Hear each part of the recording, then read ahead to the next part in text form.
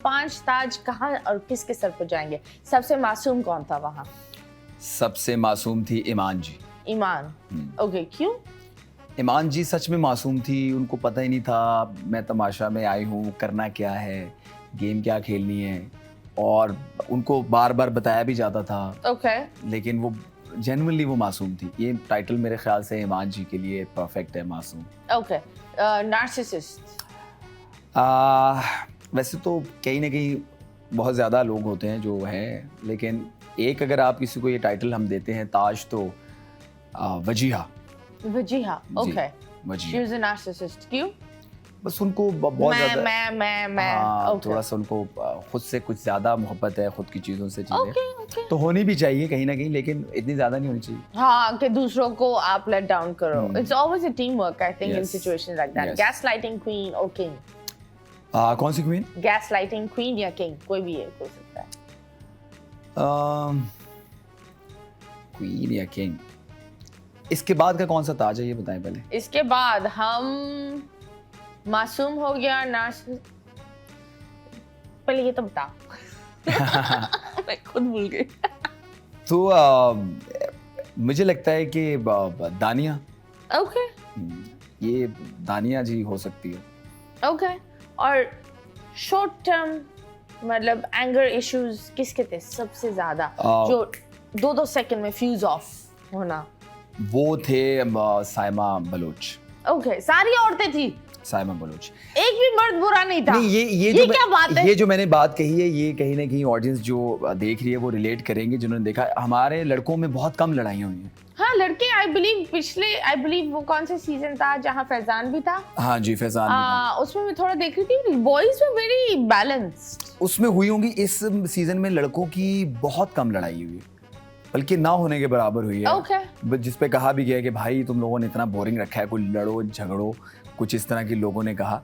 तो बॉयज में बहुत कम हुई इस दफा। मतलब इस दफा बॉयज इज्जतदार थे और औरतों ने नहीं, इज्जतदार औरतें भी थी, वो सब इज्जतदार थे। मतलब इज्जतदार तो थी, लेकिन एक चीज होती है ना, जो इंसान तमाशा करता है, आवाज उठाता है, वो कहीं ना कहीं अपनी रिस्पेक्ट को कम कर रहा होता है। मुझे लगता है कि रिस्पेक्ट को आप तब कम कर रहे होते हैं जब आप गलत चीज पे गलत जो है ना वो दे रहे होते हैं, शाउट कर रहे होते हैं तो गलत। यही बात होती है ना, अगर मैं सही चीज पे गुस्सा कर रहा हूँ, अगर एक इंसान हर 15 से 20 मिनट बाद उसको एक टेम्पर फिट होता है, तो वो एक अनफिट इंसान है ना। एंड देन दैट पर्सन, एक टाइम आएगा आप उस इंसान को डिफेंड करना भी बंद कर दोगे और फिर बाद में आप उसको अवॉइड करना शुरू कर दोगे।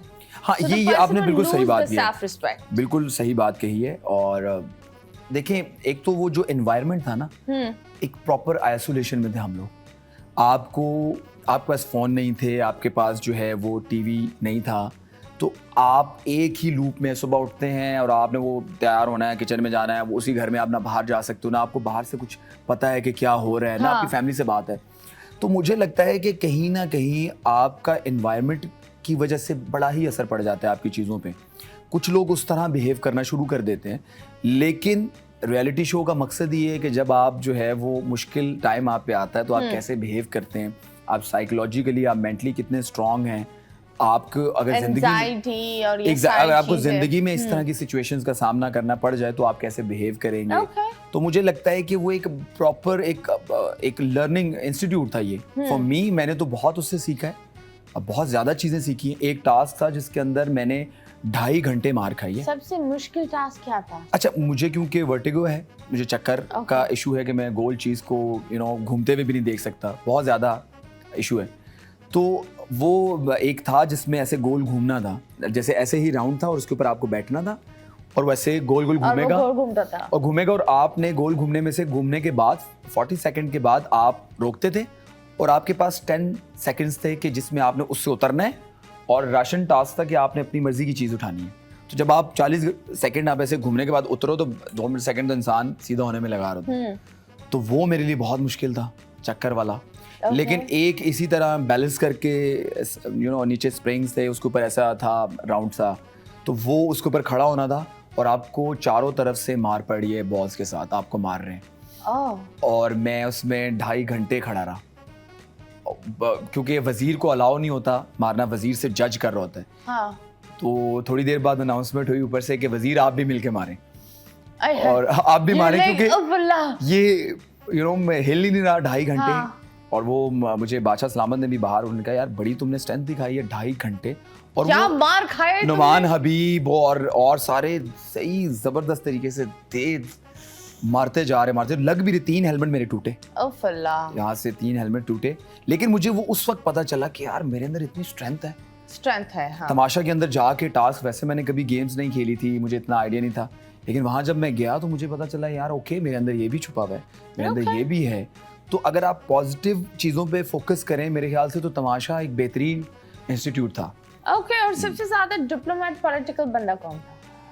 दानिया जी। किसने तुम्हें गाइड किया और मिसगाइड किसने किया? देखें आई एम श्योर लोग आकर बोलते हैं यार तुम पर ना ये करना वो करना ये करना, और कुछ एक्चुअली भाइयों वाली एडवाइस देके जाते हैं। आपने सही कहा। मेरा ये है कि दानिया जी तो पहले मैंने जो आपने कहा कि वो थी और अच्छा खेलती थी, लेकिन मुझे कोई भी कुछ कहता है ना, मेरा एक अपना फिल्टर है, मेरा एक अपना दिमाग है। मैं शुरू से ये चीज़ कहता हूँ कि ऐसा नहीं है कि मुझे किसी के बारे में कोई कुछ आके कहता है तो मैं एकदम सुन के यकीन नहीं करता। कान के कच्चे नहीं हो। मुझे लगता है कि मुझे भी तो अल्लाह ने दिमाग दिया ना। हाँ, of course, मुझे that's how खुद it उस should बात पे सोचना चाहिए और मुझे समझना चाहिए, उसको एनालाइज करना चाहिए कि क्या ऐसा है भी कि नहीं।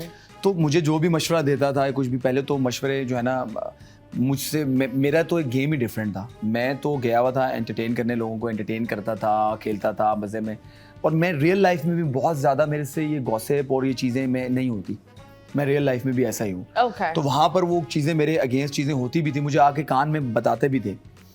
उसके बावजूद भी मैं उस शख्स के पास जाके वो जो बोलते थे वैसा बिहेव नहीं करना था। मैंने जो मैं था मैंने वैसे ही करना था, क्योंकि मैं उनको हमेशा कहता था देखो तुम ये बात कह रहे हो लेकिन मेरा अपना दिमाग है।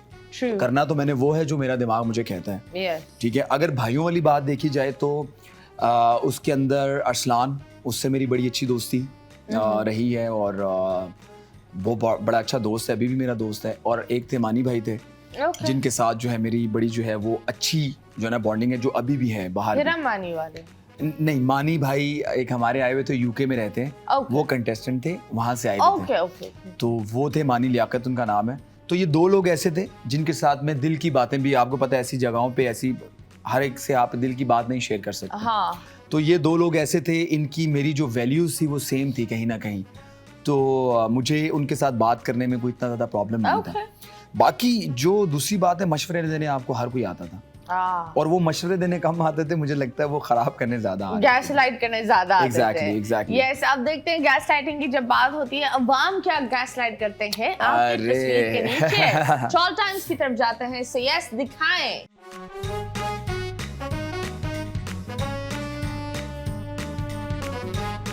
हुस्न तेरा तौबा तौबा तौबा तौबा, हुस्न तेरा तौबा तौबा तौबा तौबा, हुस्न तेरा तौबा तौबा तौबा तौबा, हुस्न तेरा तौबा तौबा तौबा तौबा।